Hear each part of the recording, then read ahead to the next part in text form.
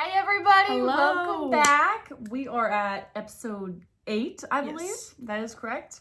And we're almost into February here. We are moving right along in this new year. Yeah, it's going by fast. It's literally flying by. This topic, I feel like, well, I was telling Maddie, I was like, I feel like it's an elementary topic. Like it seems like a basic topic that we basically learned in kids' church. Like you would have been taught this as like one of your first fruits of the Spirit and everything. And it's like, and yet I feel like we were talking and we're like, this needs said though, because either we have to go back to the basics or we just need a good reminder. Yeah. So this topic is basically the body needs to encourage one another. Yep. Well, let's go on. All right, Maddie, let's begin with the word. Good place to start. Go ahead. Let's pull up Hebrews 10:24 here. All right. And let us consider how to spur one another to love and to good works. Spurring one another, which would mean to actually like encourage one another, or almost, I feel like spur, you kind of can spur someone on and like, were you like egging them on, like almost like you're teasing them. Yeah. And so I feel like if you're spurring them on to do good works, it's kind of like the opposite of teasing, but you're like, hey, come on. Like a little prod every now and then. Kind of like a little push. Yeah. Just like, come on. Yeah. Yeah. Not like you have to be a big cheerleader here, like out with your pom-poms and everything for everyone, but you should constantly be like literally spurring, like if you're riding a horse and you're like, all right, let's dig deep here. Let's go. Yep. The next verse we're going to go through is Philippians 2:4. And that says, let each of you look not only to your own interests, but also to the interests of others. And I think this verse can have a couple different meanings. One, I think they're saying like, look out for the rest of the body, as in like assisting them. But I think another way this could be looked at is if you see someone's calling or someone's ministry that they're doing, is reaching that end goal of getting people to Christ or ministering the love of Jesus to them, even if it's not how you might do it because of your different personality or your different interests, as it says, I think that's how we can be. One way to be encouraging is to be like, hey, I can't do what you're doing, but I can help you. Yeah, I can support you. Yeah. Whether that, there's a lot of ways, whether that's literally just an encouraging word, being like, hey, I see what you're doing, keep it up. I mean, or sowing, like literal finances, sowing your time to help them. I mean, there's a lot of ways that you can encourage them in that area, even if it's not your interest, as it says. So in Hebrews 3:13, it says, but exhort one another daily while it is called today, lest any of you be hardened through the deceitfulness of sin. So, we're talking about encouraging one another.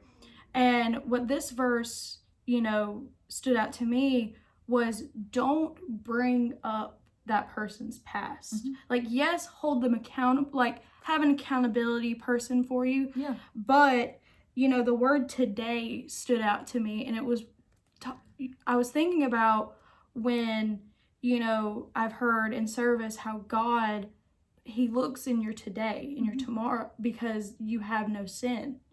You look more to the future. You don't look back there, because if you look back there, it's like bringing up somebody's past and just tearing them down. Yeah. And you want to push that person and continue to move them forward, because one another daily while it is called a day, like you were getting at, is if you're doing it daily, each new day, there's going to be something that you're going to have to be like, okay, like she said, that's in the past now. Well, what are you able to encourage them in that new day?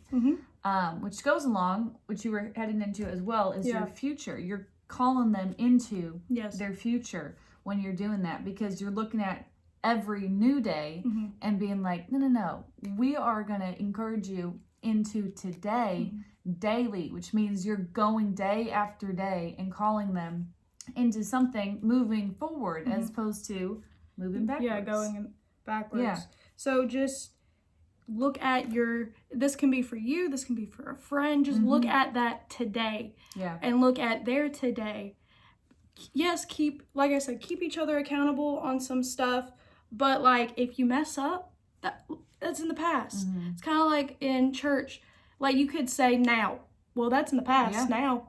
You could have messed up, but just keep going forward. Just move on. Just press in and go towards your future. Yeah. Because that's what God wants you to do. Yeah. Something interesting, too, is in that Hebrews 3:13, that word exhort there, if you look it up, and this would be in the Greek, and I'm not going to pronounce it right, but it's parakaleo, and it's to call near or to invite, to invoke,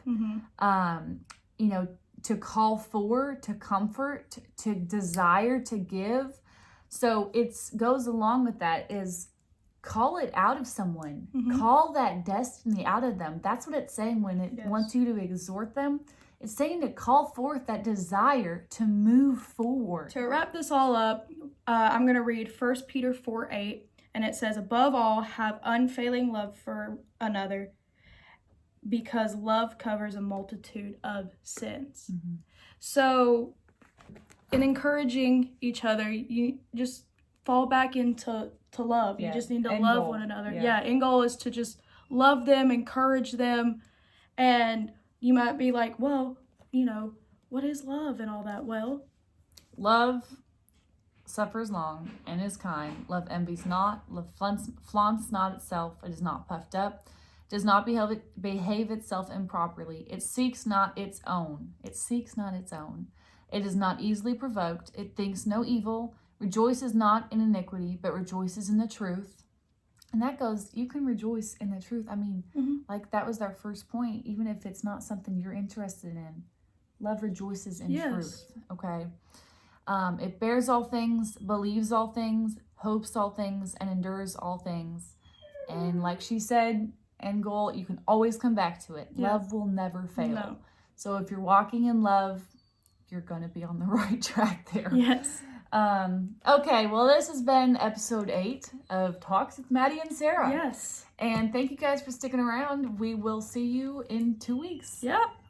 Bye.